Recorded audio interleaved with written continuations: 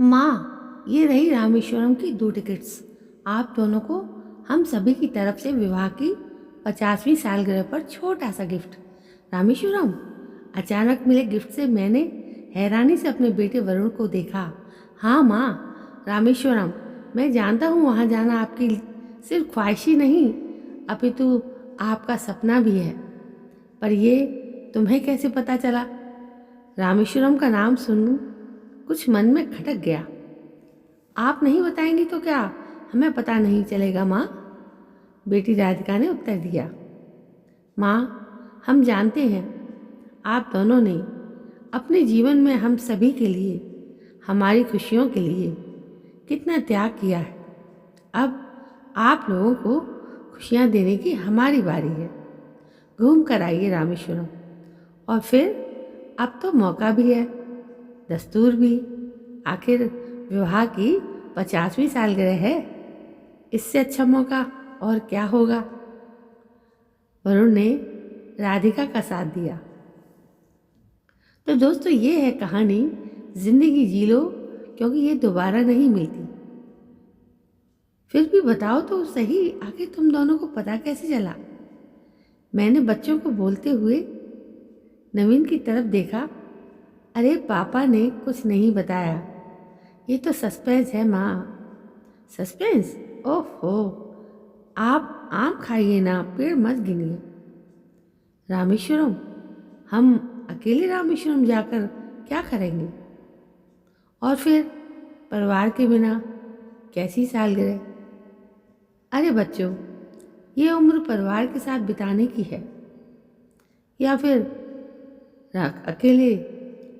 इसलिए सालगिरह तो हम परिवार के साथ ही मनाएंगे। रामेश्वरम हम फिर कभी चले जाएंगे। क्यों गायत्री? वरुण की बात बीच में काट कर नवीन बोल कर जैसे मेरी तरफ देखने लगे। मैं बस इतना सा उत्तर दिया। नवीन की बात सुनकर मन में कुछ दरक सा गया। माना सालगिरह जैसे उत्सव बच्चों और परिवार के साथ मनाना अच्छा है, पर फिर कभी करते करते तो उम्र ही बीत गई। अब जिंदगी ने मौका दिया है तो चलो ना घूमने। तो क्या हुआ अगर हमारी उम्र हो गई? क्या इस उम्र में घूमना, साथ समय बिताना गुनाह है? परिवार के नाम पर तो सब कुछ स्वाह कर दिया। सपने, ख्वाहिशें, उम्र, अपना यौवन, सब कुछ।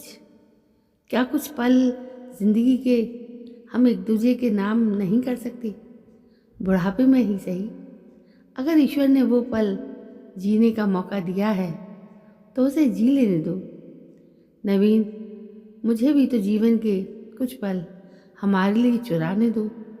मना मत करो, मुझे मेरा सपना पूरा कर लेने दो ना, क्योंकि नवीन, जिंदगी न मिलेगी दोबारा। नवीन की बात सुनकर मेरा अंतर्मन अपने आप से बातें करने लगा। न जाने क्यों अकेले रामेश्वरम जाने की बात सुन मन में दबी उमंगें जवान होने लगी थी। बरसों बाद शबनम की बूंदें एक बार फिर से मन को भिगोने लगी थी। उस वक्त मेरे भीतर एक औरत के सपने एक माँ पर भारी पड़ रहे थे। रामेश्वरम के नाम पर मन पुनः यौवनावस्था में प्रवेश कर गया था। माँ, घर की चिंता आप मत कीजिए, वो हम संभाल लेंगे। आप बस जाने की तैयारी कीजिए। बहू मेघा की आवाज़ से मन ख्यालों से बाहर आया। नहीं नहीं, जाएंगे तो सब जाएंगे, वरना कोई नहीं। ये कोई उम्र है अकेले जाने की? लोग क्या कहेंगे? बनावटी लहजे में बोलकर मैंने नवीन की ताल से ताल मिला दी, पर भीतर मन में अकेले जाने की इच्छा और प्रबल हो गई। क्या उम्र दराज लोगों को अपनी मर्जी से अपनी जिंदगी जीने का कोई हक नहीं? अपने सपनों में रंग भरने का कोई हक नहीं? मुख के निकल रहे और अंतर मन से निकल रहे मेरे शब्दों बहुत भिन्न थे। अभी कुछ दिन पहले बच्चों के साथ बैठकर जिंदगी न मिलेगी दोबारा फिल्म देखते देखते मुझे भी जिंदगी जीने का, अपने पंख फैलाकर उड़ने का, घूमने फिरने का, सपने पूरे करने का मन करने लगा था। बुढ़ापे में अटखेलियाँ की सोच और लोक लिहाज ने फिर मन के कदम बांध दिए, पर अचानक बच्चों के इस गिफ्ट से उमंगें फिर उड़ान भरने लगी थी। बहुत बहसबाजी के बाद अंततः हमारा अकेले जाना निश्चित हुआ। मुझे तो जैसे मन की मुराद मिल गई थी। रामेश्वरम जाने का मेरा वर्षों पुराना सपना सच हो रहा था। यह सोच मेरी आंखें नम हो रही थी। देवभूमि रामेश्वरम पहुँचते ही मेरा रोम रोम प्रफुल्लित हो गया। कितनी पवित्र है यहाँ की फिजा, कितना सुकून है हवाओं में। ये वहाँ की धरती पर एक कदम रखते ही महसूस हो रहा था। खूबसूरत मनोरम वातावरण, एकदम सरल हरे भरे नारियल के पेड़, निश्चल हवा किसी अन्य लोक में होने की अनुभूति करवा रहे थे। होटल में हमारा कमरा सागर तट पर ही था। बाहर बरामदे में बैठकर सागर को देखना कितना सुखद होता था। लहरों की करकल और दूर दूर तक सागर का फैला आंचल, बचपन से जिस कल्पना लोक को मैंने अपने हृदय में सजाया था, आज वो साक्षात मेरे समक्ष था। अनेक लोक कथाएं जुड़ी हैं देवभूमि रामेश्वरम के साथ, जिसे अम्मा बाबा बचपन में खूब सुनाते थे। बस तभी से हृदय में रामेश्वरम देखने का सपना सहेजा हुआ था। नहीं जानती थी इस जीवन काल में वो सपना भी पूरा होगा। सुबह अपने नित्य नियमानुसार नियम के अनुसार टहलने चले गए और मैं चाय के कप के साथ उगते सूरज और सागर की खूबसूरती में खो गई। सागर के गर्भ से उगता सूरज और चारों ओर छाई उसकी लालिमा जैसे किसी कवि की कल्पना का वर्णन प्रतीत हो रहा था। चंचल लहरों का संगीत बेहद कर्णप्रिय लग रहा था। जैसे जैसे सूरज प्रकृति को अपने आगोश में समेट रहा था, वैसे वैसे तट पर लोगों का मजमा लगने लगा था। इनमें ज़्यादातर प्रेमी युगल थे जो सागर किनारे दुनिया से बेखबर एक दूसरे में खोए अपने प्रेम का रसपान कर रहे थे। कोई हाथों में हाथ डाले घूम रहा था तो कोई आपस में कंधे से कंधे सटाकर गुफ्तगू कर रहा था। कितने प्रेमी युगल तो मस्ती में लहरों के साथ अटखेलियाँ कर रहे थे। प्रेम के ये दृश्य देखकर एक तरफ मुझे गुदगुदाहट हो रही थी तो दूसरी तरफ मुझे कहीं एक खालीपन का एहसास भी हो रहा था। आज मेरे भीतर उस 16 साल की अल्लड़ उम्र वाली लड़की का मन हिचकोले लेने लगा था।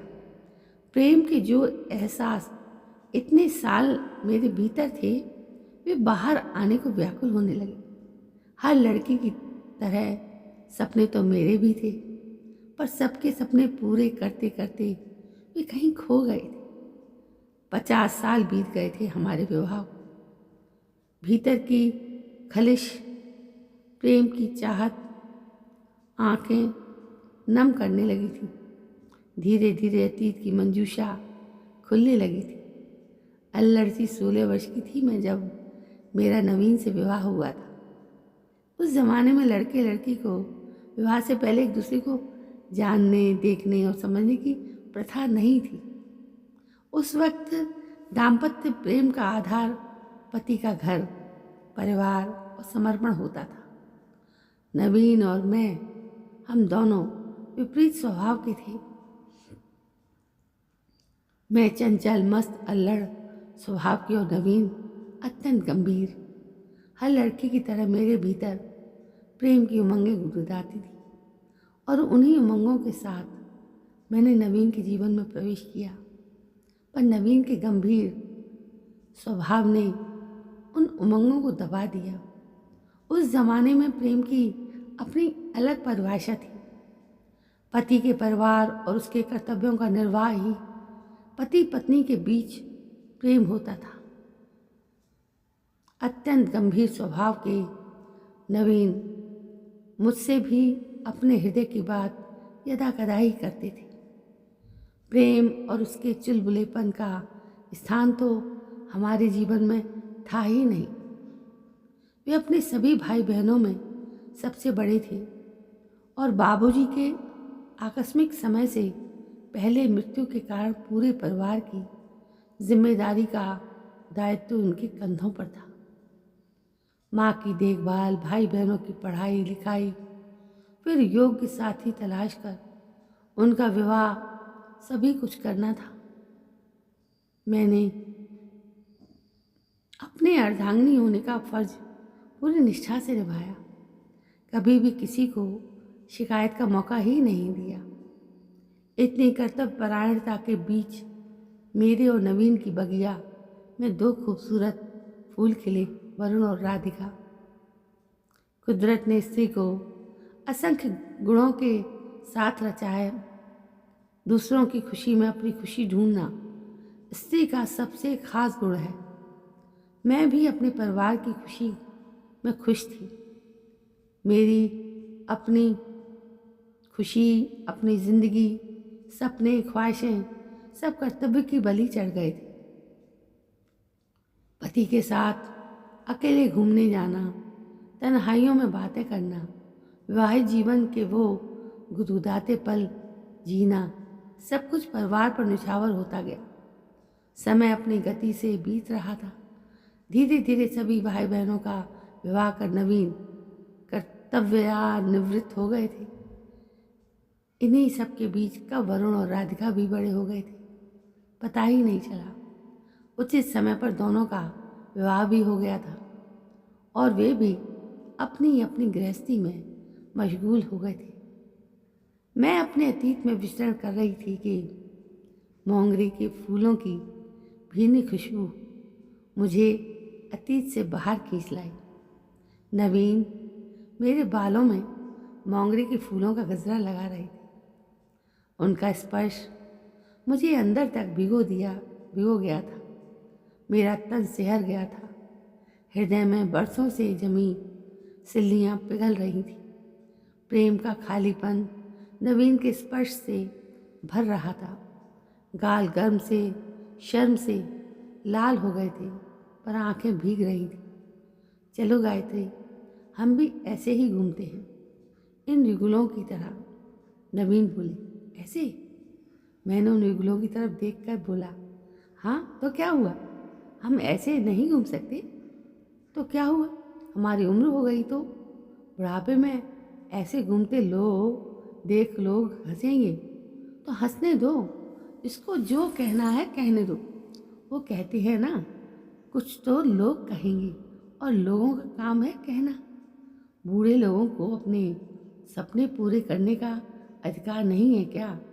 बुढ़ापे में साथी का साथ कितना ज़रूरी होता है।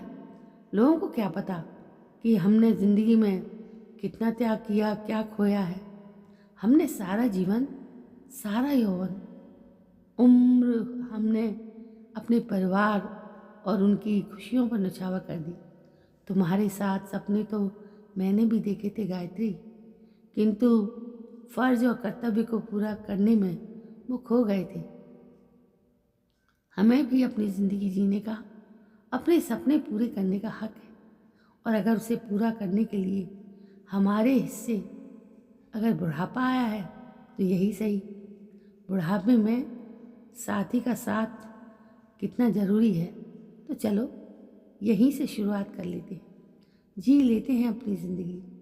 बच्चे अपने अपने जीवन में व्यस्त हैं, एक दूसरे के लिए हम हैं, एक दूसरे के साथ के लिए सुख दुख के हम हैं। यहाँ अभी भी अधिकार जीवित है, इसलिए ज़्यादा सोचो मत। चलो गायत्री, चलते हैं, क्योंकि ज़िंदगी ना मिलेगी दोबारा, कहकर नवीन ने मेरा हाथ थाम लिया। दोस्तों, कैसी लगी आपको ये कहानी? प्यार से भरी, भावनाओं से भरी। और अच्छी बात ये थी कि इस उम्र में भी लोगों के अंदर प्यार जीवित है। और आजकल तो जैसे प्यार कहीं मर सा जाता है, तो लोगों के बीच में ज़िंदगी जीते नहीं हैं, ज़िंदगी ढोते हैं। तो इस कहानी को पढ़कर शायद आपको भी अपने पुराने दिन याद आ जाए। दोस्तों, ये कहानी आपको कैसी लगी कमेंट करके ज़रूर बताइए, और मेरे इस चैनल को सब्सक्राइब करना ना भूलें। कल मैं फिर हाजिर होती हूँ एक नई कहानी को लेकर। तब तक के लिए जय हिंद, वंदे मातरम।